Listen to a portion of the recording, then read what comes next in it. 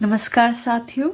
आज मैं आपके साथ एक पुनरावृत्ति शिक्षण योजना कह सकते हैं, आप इसे ये उपचारात्मक शिक्षण योजना कह सकते हैं, क्योंकि ये देखिए सप्ताह 1 में जो दोनों वर्ण क और र दोनों वर्ण को लेकर के पुनरावृत्ति करानी होगी आपको 5वें दिन में। ठीक है, 1 to 4 तो आपका कार्यपत्रक दिया है, शिक्षण योजनाएं भी दी होंगी संदर्शिका में, लेकिन 5वें दिन में साप्ताहिक पुनरावृत्ति करानी है, उसके लिए ये शिक्षण योजना है।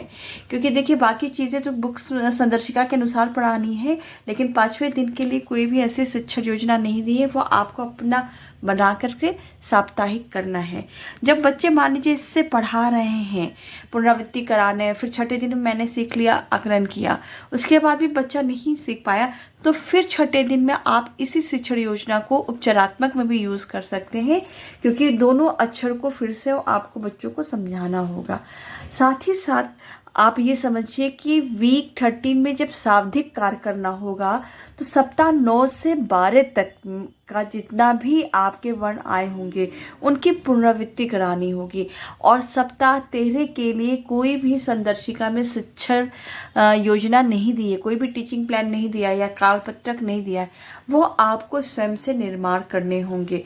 तो आइए अब बात करते हैं क र वर्ण की शिक्षण योजना। ये चूंकि पुनरावृत्ति है तो सप्ताह में जितने भी वर्ण आएंगे साथ में ले लेंगे। ऐसे ही अगर आप एक टीचिंग प्लान बना लेंगे, देख लेंगे मेरा टीचिंग प्लान, तो ऐसे आप सप्ताह 2 के लिए बना सकते हैं, सप्ताह 3 के बना सकते हैं, और ये बनाना बहुत आवश्यक है। बाकी शिक्षण योजनाएं तो आपकी संदर्शिका में दी गई हैं, बट ये आपके लिए एकदम नया होगा। और ये शाब्दिक कार्य जब वीक 13 में आप करेंगे तो इसी शिक्षण योजना का प्रयोग करते हुए आप बच्चों को पढ़ा सकते हैं। आइए अब चलते हैं शिक्षण योजना पे। देखिए ये सब आप लिख लेंगे। शिक्षण उद्देश्य एक रहेगा, बच्चे क र वर्ण को समझ के साथ पढ़ते हुए लिखते हैं। समझ के साथ यानी कि वो प्रतीक समझ रहे हैं और पढ़ रहे हैं और साथ ही में उसके साथ लिख रहे हैं। ये समझ के साथ पढ़ना लिखना ही पठन कार्य होगा। उसके आगे देखते हैं, प्रकरण क र वर्ण की ध्वनि चेतना एवं पहचान प्रकरण हो गया। बच्चों के अंदर डिकोडिंग आ जाए, वो पहचान सके और पढ़ते लिखते आगे बढ़े। सीखने सिखाने की सामग्री, अक्षर कार्ड हो गया, चित्र कार्ड चार्ट हो गया, कार्य पुस्तिका हो गई। फिर सीखने सिखाने की प्रक्रिया, शिक्षण के आरंभ में जो है चित्र पर ब्लैक बोर्ड पे बच्चों को बना देंगे और उस पर चर्चा करेंगे। चित्र पर चर्चा करते हुए शिक्षिका द्वारा ब्लैक बोर्ड पर चित्र बनाया जाएगा तथा उसकी चर्चा की जाएगी। प्रथम ध्वनि एवं अंतिम ध्वनि का प्रश्न पूछते हुए बच्चों के अंदर ध्वनि चेतना उत्पन्न की जाएगी। मैंने पहले ही प्रकरण में बता दिया था कि बच्चों के अंदर डिकोडिंग, ध्वनि चेतना ज़रूर होना चाहिए उस प्रिंट के प्रति, तभी वो डिकोड कर पाएगा। अगर वो प्रतीक के प्रति ध्वनि चेतना नहीं आएगी तो डिकोडिंग वो नहीं कर सकता। तो सबसे पहले क वर्ण पे हम ध्वनि इस वर्ण पे देंगे कि ये जो है क है, इसी को ध्वनि चेतना कहते हैं। आइए अब हम चलते हैं आगे। शिक्षण के दौरान, ठीक, शिक्षण के दौरान शिक्षिका द्वारा कक्षा में एक गतिविधि कराई जाएगी। वर्ण से शब्द बनाओ, वर्ण दे दिया जाएगा, जिससे क वर्ण दे दिया जाएगा, कहा जाएगा 5 शब्द बनाओ और बताओ, ठीक है। और र वर्ण दे दिया जाएगा, 5-5 10 शब्द बच्चों से कह दिए जाएंगे बताने के लिए। अलग अलग बच्चों से एक एक शब्द हर बच्चे को प्रत्येक बार देते जाएंगे। देखिए बच्चों द्वारा बताए गए शब्दों को शिक्षिका द्वारा सामपट पर लिखा जाएगा तथा बच्चों द्वारा संबंधित वर्ड पर गोला बनाया जाएगा। इतना आप लिख देंगे, बाकी ये समझाने के लिए है कि प्रत्येक बच्चों को हम शब्द बनवाएंगे। शिक्षण के अंत में शिक्षिका द्वारा बच्चों से क र वर्ण लिखने का अभ्यास कराया जाएगा।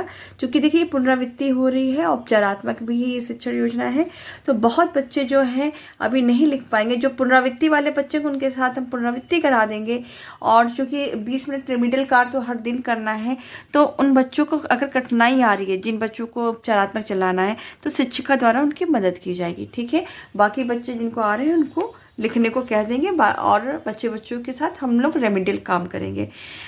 संप्राप्ति स्तर की जांच हेतु पाठ्य पुस्तक में क र वर्ण शब्द वर्ण वाले शब्द पर गोला लगाने को कहेंगे। जो भी पाठ्य पुस्तक कलर्स को दे देंगे और कहेंगे इसमें जितने भी क वर्ण से शुरू हो रहे हैं शब्द हैं उन पे आप गोला लगा दीजिए।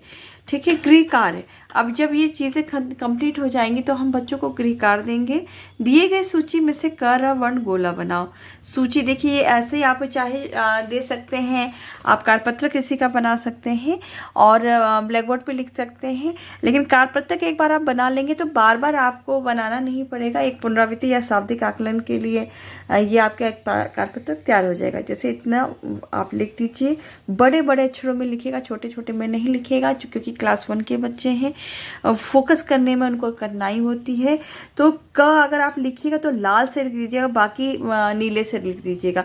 क वर्ण को र वर्ण को हाईलाइटेड कीजिएगा लाल से। फिर उसके बाद बच्चों को लिखने का अभ्यास करें। कॉपी में दे देंगे काम और गृह कार्य के लिए बच्चे घर से लिख के लाएं अभ्यास करने के लिए। आगामी कार्य योजना जो है शिक्षण के दौरान जिन बच्चों को समस्या आ रही है उनको ध्यान में रख करके आगामी शिक्षण योजना बनाई जाएगी। ठीक है। इस यहाँ तक आपका टीचिंग प्लान ये ख़त्म हो जाएगा। और दूसरे सप्ताह में ऐसे देखिए आप म और न वर्ण पे भी बना सकते हैं, क्योंकि ये टीचिंग प्लान आप एक बार बना लेंगे तो बार बार आपको उपचारात्मक कराने के लिए या शाब्दिक कार्य कराने में बहुत ही आसानी होगी। अगर कोई भी समस्या आ रही है तो आप कमेंट में पूछ सकते हैं। कोई भी दिक्कत हो, मेरे चैनल से जुड़े रहने के लिए बहुत बहुत धन्यवाद।